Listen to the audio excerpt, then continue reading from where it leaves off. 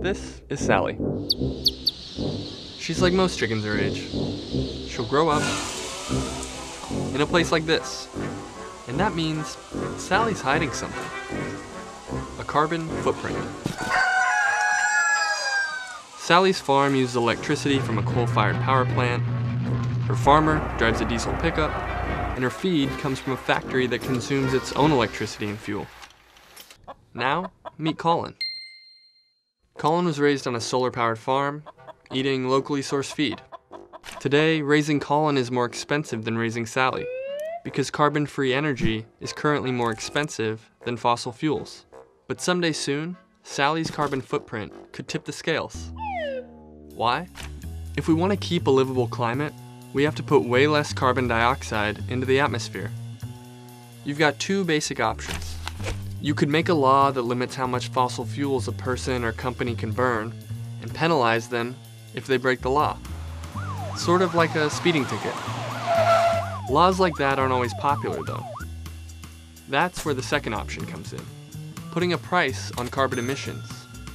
Right now you can put as much carbon dioxide into the air as you like, without paying a dime.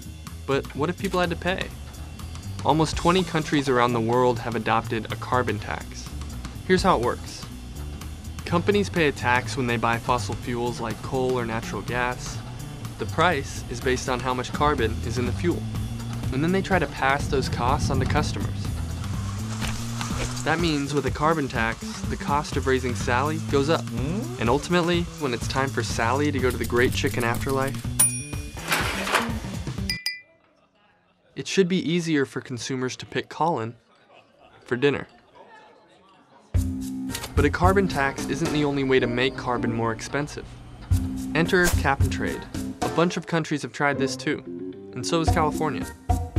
Under cap and trade, Sally's farmer can put as much carbon into the air as he wants. But if it goes above a certain amount, the cap, he'll need a permit. The government only hands out so many of these permits.